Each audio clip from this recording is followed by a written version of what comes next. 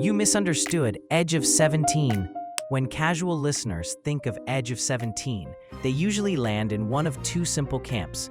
One read sees it as a dramatic, mystical anthem, Stevie channeling archetypal feminine power, a kind of rock sorcery performance piece.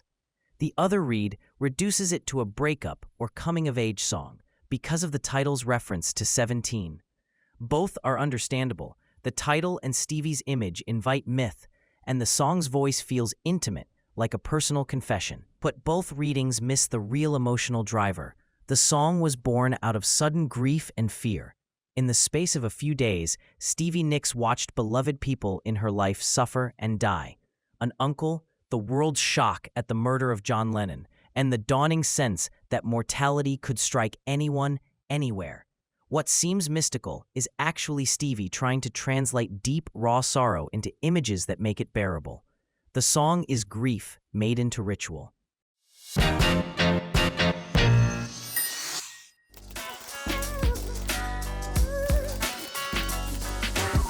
Edge of 17 emerged in late 1980 while Stevie Nicks was writing songs for her debut solo album, Belladonna. The title itself has a curious origin. In conversation with Tom Petty's first wife, Jane, Stevie heard Jane say they met at the age of 17, but Jane's southern accent made it sound like Edge of 17. Stevie liked the phrase and initially thought to use it for a different, lighter song, but life intervened. In December 1980, a chain of events shifted the song's course. Stevie's uncle, someone close to her family, was dying of cancer. In the same period, John Lennon was murdered in New York. The rawness of these losses hit Stevie hard.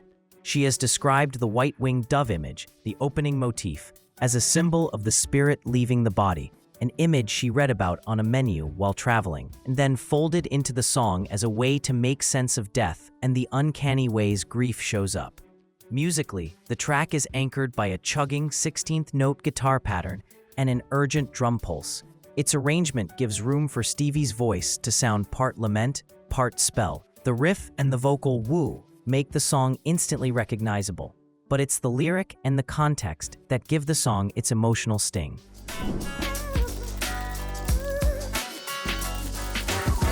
At first glance, the song looks like a collage. A white-winged dove, desert nights, red tail lights, the days go by.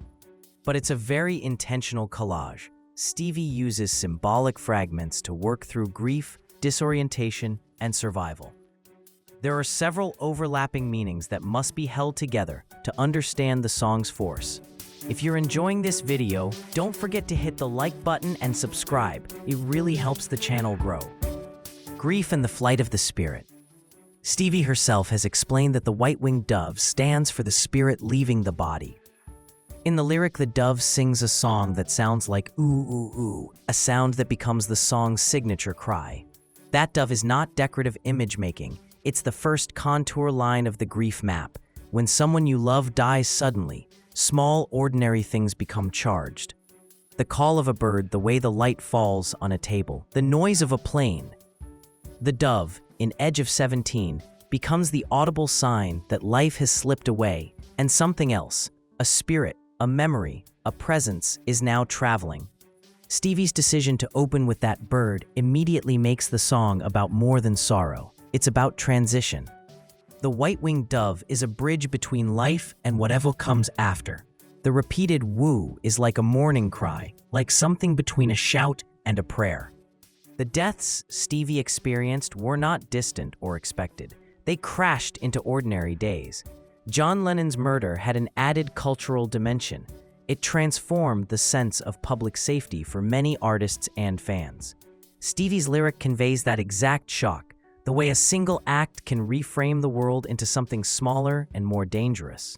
The days go by in the song feel less like time passing and more like time losing coherence.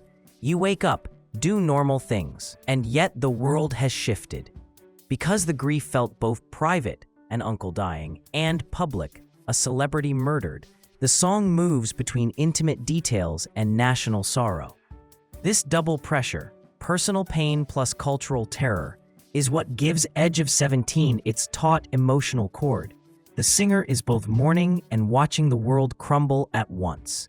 Ritualizing grief, turning pain into language. One reason the song's images resonate is that Stevie is trying to ritualize chaos.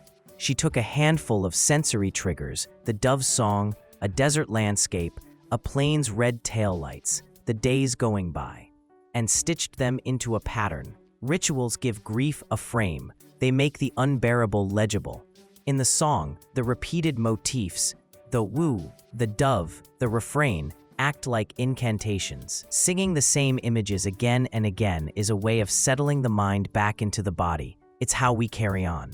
This ritual mode also explains the song's insistently circular structure.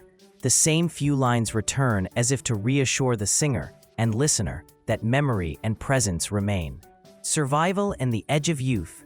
Why 17 matters. The title's 17 is slippery. It doesn't really mean a literal age. Instead, it evokes a threshold.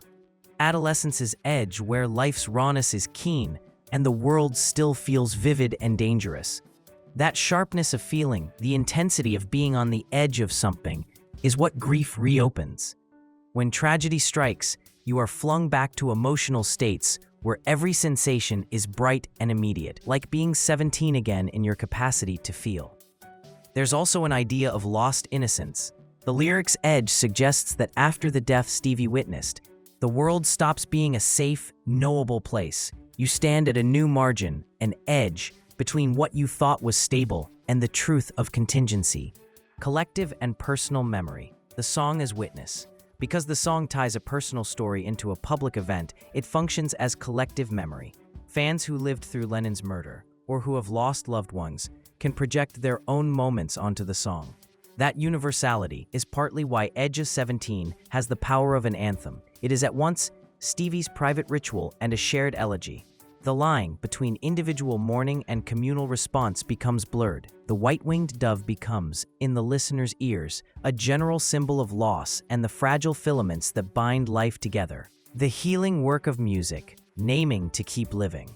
Finally, the song models how music can be a survival tool. By naming images, repeating phrases, and giving sound to grief, Stevie shows how art can hold pain without letting it destroy you. The repeated woo is almost a forced breath, a way for her to pull herself forward. The song's driving riff, paradoxically, gives grief momentum. You can walk through sorrow if the rhythm keeps you moving. Synthesis.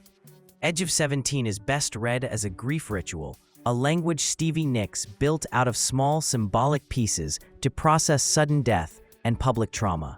The white-winged dove, the title's edge, and the repeated refrains are not mere aesthetic choices. They are tools for survival. The song explains how we make meaning when the world abruptly loses the meaning we thought it had.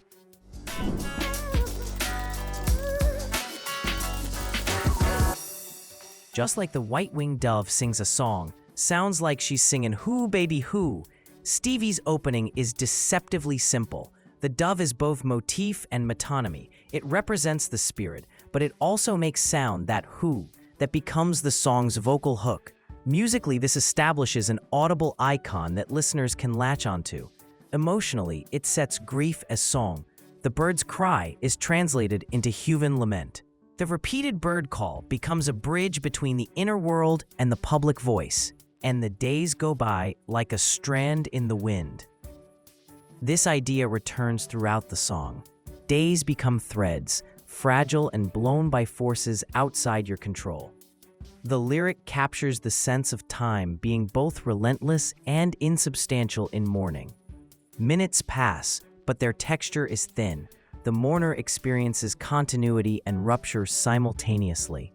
I went today, maybe I will go again tomorrow. Paraphrase. Movement here operates on two levels: literal travel, flights, taillights, and psychic motion, the attempt to get on with life. The singer's uncertainty, maybe I'll go again, is a beautiful rendering of grief's push-pull. Sometimes you step out into the world. Sometimes you feel frozen. Red tail lights, planes, and borders imagery. Stevie peppers the song with visual travel details: cars, planes, red tail lights. These are not travel boasts. They are marks of escape and the tenuous border between here and elsewhere. Red taillights carry the sense of things receding, someone leaving, and the finality of a life in motion. The travel images highlight the psalm's theme of departure, both bodily departure, death, leaving, and the desire to cross into another space to heal. And the Night's Tower, darkness and revelation.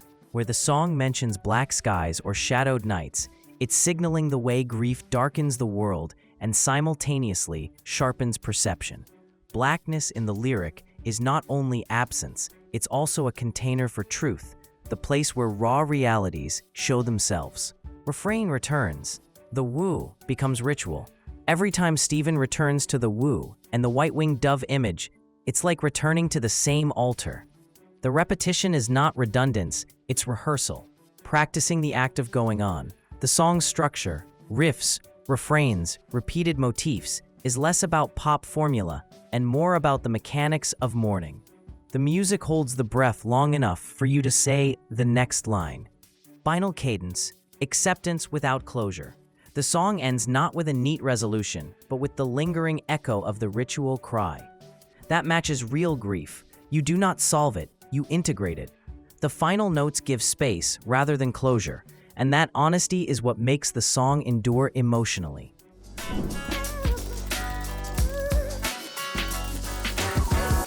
Stevie Nicks has been open about Edge of 17's origins. She has explained that the image of the white-winged dove came from a menu description she read while traveling, and that she equated that bird with spirit leaving the body, a comforting, strange image in the days after her uncle's death. She's also spoken about the visceral shock of John Lennon's murder and the way that event intensified her own grief. Stevie has described writing the song as an almost automatic coming together of images, the title, the bird, travel scenes, and that the song's language felt like a ritual for coping. In interviews, she's emphasized that the song wasn't meant to be cryptic for the sake of it. Its fragments were honest gestures toward making sense of sudden loss. Over the years, she's also noted how audiences respond to the song. People bring their own grief into it, and the white-winged dove has taken on many meanings beyond Stevie's initial intent. She has accepted that multiplicity, that the song is both personal and collective.